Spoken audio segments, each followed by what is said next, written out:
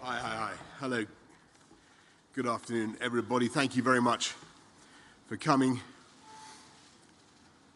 Before I went back to last week to London, I warned everybody about the danger of false optimism and not to allow ourselves to think that progress that we need is going to be easy. And having spoken today to the Secretary General and met negotiating teams and the heads of delegations here at COP, it's clear that after a surge of really positive, game-changing announcements last week on methane, on finance, on forests in particular, we're now firmly in the hard yards, the nuts and bolts of international climate diplomacy. And the negotiations are getting tough. And with just a few days left, there is still a huge amount to do. We've made a difference, we hope, for our planet and for our people. We've moved the ball a long way down the pitch, but we're now stuck in a bit of a rolling maul, to mix my football and my rugby metaphors. The line is in sight, but if we're going to get there, we need a determined push to get us over the line. We need to be more ambitious, and we need more credible plans for implementation.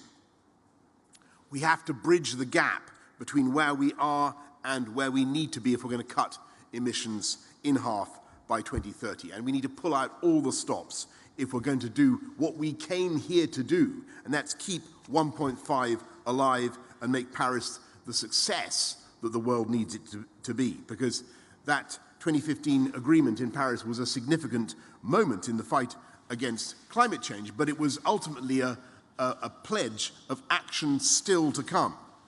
And it's very frustrating to see countries that have spent 6 years conspicuously patting themselves on the back for signing that promissory note in Paris, quietly edging towards default, now that vulnerable nations and future generations are demanding payment here now in Glasgow. And there's really no excuse, because we know what is at stake here. We've been hearing it all week. We heard it from the president of Palau, Siranga Whips, who told me he spent 5 days traveling 7,500 miles across 9 time zones to make sure that the voice of his people was heard. And the least we can do is pay attention when he says that if the big economies don't do more, we, and I quote, might as well bomb his islands. We heard it from Simon Coffey from the government of Tuvalu, who spoke to us not from a podium in a cozy conference room, but knee-deep in a steadily rising Pacific Ocean. And we heard it from the Prime Minister Mia Mottley of Barbados, who so moved us on the opening ceremony when she warned that we are digging our own graves, and asked, when are the leaders finally going to lead? And so I say to my fellow leaders, if you stood and applauded her then, you cannot now sit on your hands as the world asks you to act, because the world knows what a mess our planet is in. The world has heard leaders from every country, continent, stand here and acknowledge the need for action, and the world will find it absolutely incomprehensible if we fail to deliver that, and the backlash from people will be immense and it will be long-lasting. And frankly, we will deserve their criticism and their opprobrium, because we know what needs to be done, and we all agree what needs to be done. We just need the courage actually to get on and do it. So now is the time for everyone to come together and show the determination needed to power on through the blockages, to look at the science with dispassionate eyes and think about how we can compromise, how we can be flexible to meet the needs of the planet. And for world leaders who are now back in their capitals, to pick up the phone to their teams here and give them the negotiating margin, give them the space they need in which to maneuver and get this done. Here in Glasgow, the world is closer than it has ever been to signaling the beginning of the end of anthropogenic climate change. And it's the greatest gift we can possibly bestow on our children and our grandchildren and generations unborn. And it's now within reach. At Cop26, in these final days, we just need to reach out together and grasp it. And so my question to my fellow world leaders this afternoon, as we enter the last hours of COP, is will you help us do that? Will you help us grasp that opportunity, or will you stand in the way? Thank you all very much. I'm now going to go to the UK media. It was represented, first of all, by Adam Fleming of the BBC. Thank you very much. On this conference, we've seen the draft text that was published this morning. Is that kind of a floor of where you want to go? And would you say that if that's watered down over the next few days, that then compromises your goal of keeping 1.5 degree temperature increase within reach? And just on MPs' second jobs and standards, and Geoffrey Cox, do you feel the need to do anything to reassure the public about that whole system? Thanks very much, Adam. So first of all, on where we are. It is crucial now that we show high ambition. That's what we're trying to do. And the opportunity is there, but the risk of failure if we fail to deliver an ambitious COP26 here in Glasgow is also colossal. And the risk of sliding back, I think, would be an absolute disaster for the planet. As we go into the final furlong of any negotiation, that's where the horses change places. That's the most difficult moment. There are three pillars that we have to get right, and they're all interrelated. And I'm sure you all know what they are: adaptation, mitigation, and finance. Our negotiators from around the world are working together now to get a deal. I can't say that it's going to be easy. I certainly can't say that it's going to be enough, but we've got to do absolutely everything we can. On the issue of MPs and second jobs and all that, I just want to say the most important thing is those who break the rules must be investigated and should be punished. And on second jobs, I would say that for hundreds of years, MPs have gone to Parliament and also done work as doctors or lawyers or soldiers or firefighters or writers or all sorts of other trades and callings. And on the whole, the world of the UK population has understood that that has actually strengthened our democracy, because people basically feel that parliamentarians do need to have some experience of the world. But if that system is going to continue today, then it is crucial that MPs follow the rules. And the rules say two crucial things. You must put your job as an MP first, and you must devote yourself primarily and above all to your constituents and the people who send you to Westminster, to Parliament. And they also say that you should not use your position as an MP to lobby or otherwise intervene on behalf of any outside commercial interests. And it's not just you have to register those interests, you can't lobby or make representations while an MP on behalf of those interests. And those are the rules, and they must be enforced, and those who don't obey them should, of course, face sanctions. Let's go to Robert Peston, ITV.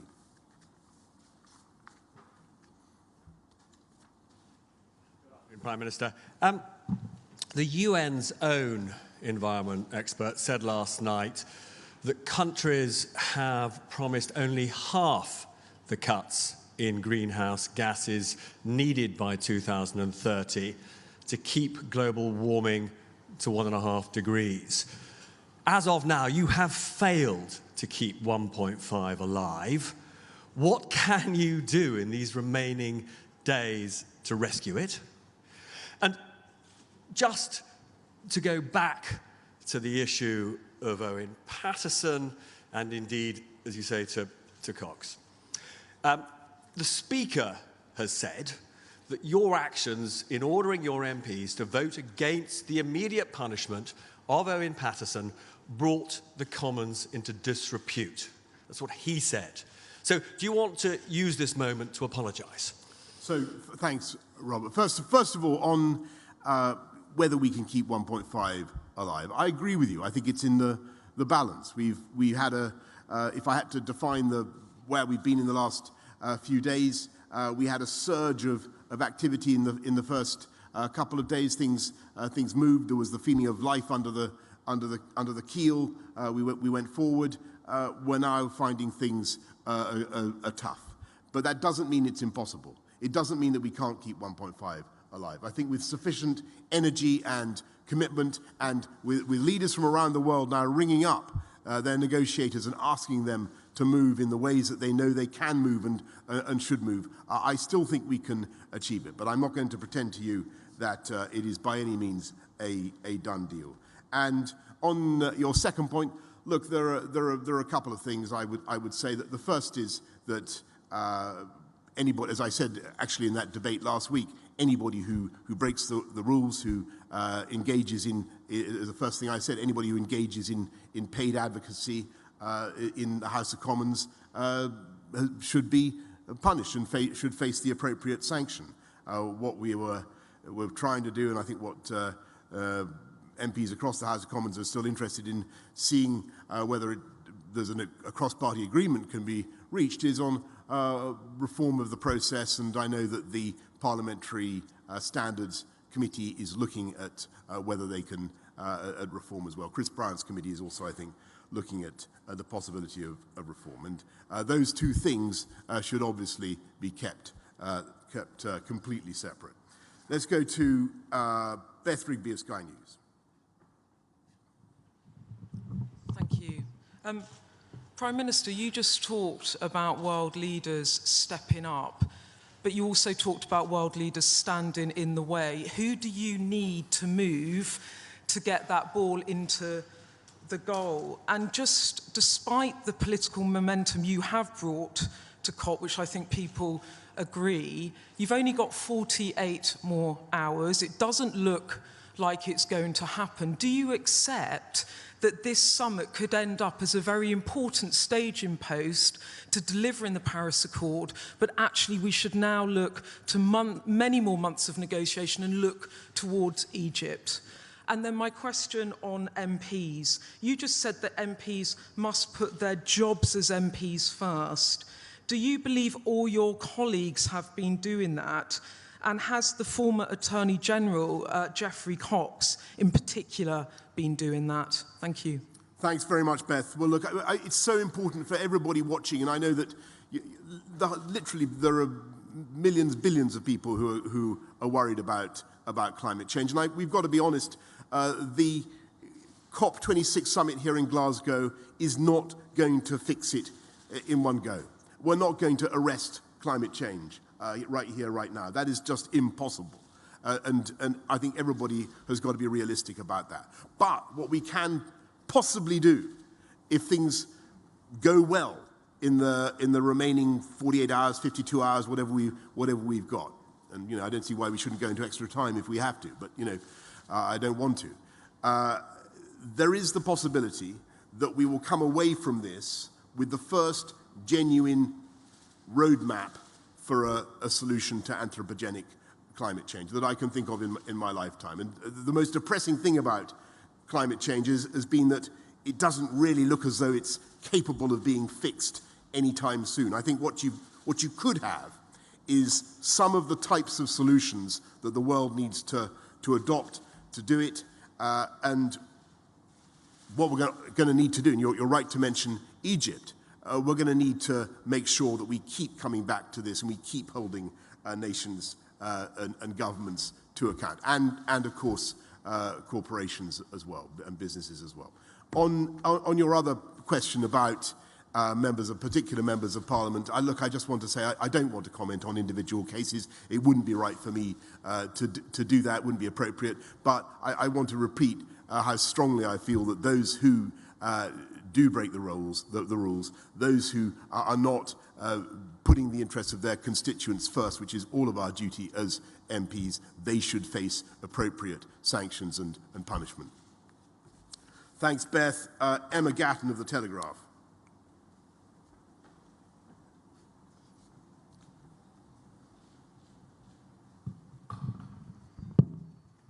Hello. On MPs, what is your message to voters who are alarmed by headlines saying that Tory sleaze has returned? And just again, do you want to say sorry for the way that you handled the Owen Paterson case? And on the COP, do you have messages for specific countries? We've heard calls for the US needing to step up on financing, which is a huge issue at the moment. You spoke to Saudi Arabia this morning. They've also been accused of blocking talks. China has not come forward with enough at this COP.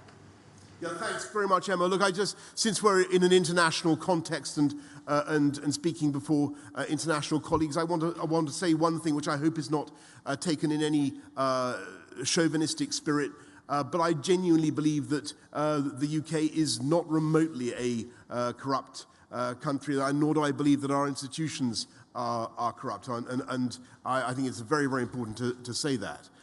We have a very, very tough system of parliamentary democracy and scrutiny, and not least by the media. And I think everybody can see that. I think what you've got is cases where sadly MPs have broken the rules in the past, may be guilty of breaking the rules today. What I want to see is them facing appropriate sanctions. And sorry, what was your second question? Yeah, so I don't want to single out any particular countries for chivying and hectoring now. I think everybody knows who needs to do what. Everybody can see the equations. Everybody understands the intricate balance of the negotiations. But what we need is for those leaders to take their responsibilities, ring up the negotiators, and urge them to make progress in the last few days. Ben Webster of The Times.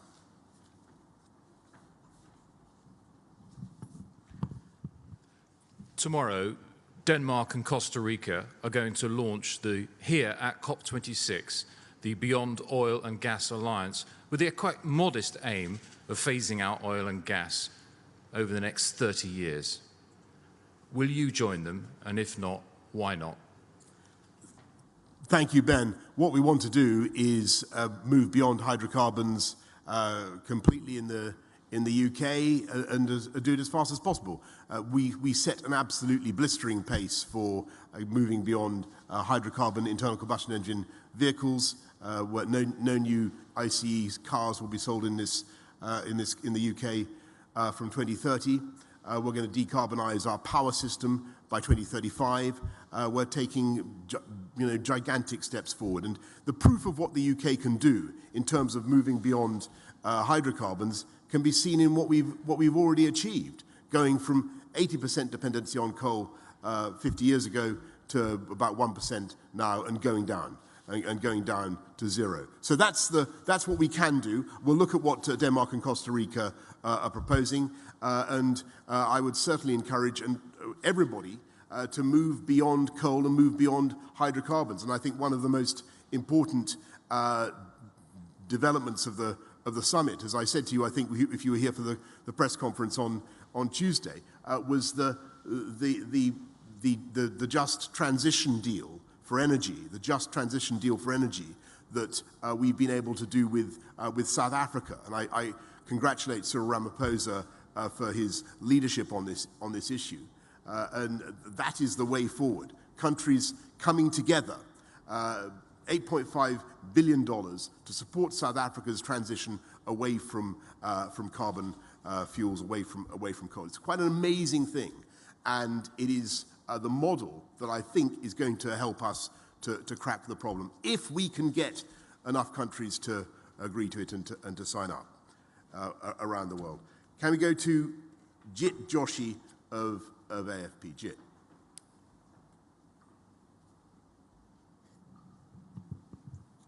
Thank you, Prime Minister. What tangible difference has your presence here made? And if positive at all, why not stay until the end, whenever that might be, in order to get that ball definitively over the line? And secondly, are you confident that your own actions, both as an MP and as a minister, are entirely above reproach and would pass muster in any standards investigation that might come up? Yeah, thanks. Well, on the second point first, all my declarations are in conformity with the rules, and you can certainly study them, and that will remain the case. On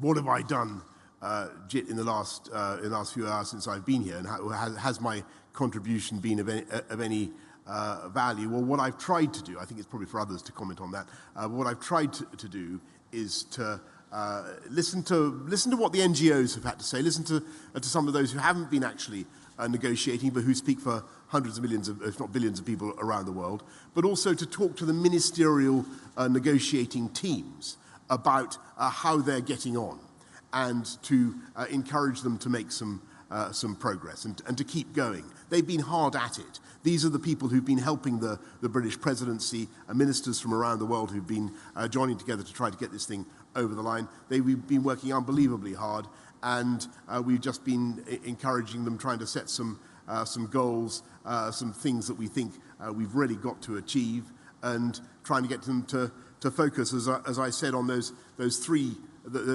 pillars: adaptation, mitigation, and finance. And as you look at the final period of this negotiation, there's no doubt at all that finance is the great solvent that matters. It's finance that will, if we can unlock this, if we can make progress, it will depend on the finance. And that fundamental compact between the developing world, the climate vulnerable world, and we in the developed world, who are overwhelmingly responsible historically for emissions, and who continue to be responsible for so much of the emissions around the world. And with that, I'm very, very sorry to tell you that I have to go and catch a climate-friendly means of transport back to London. Thank you, everybody. Thank you.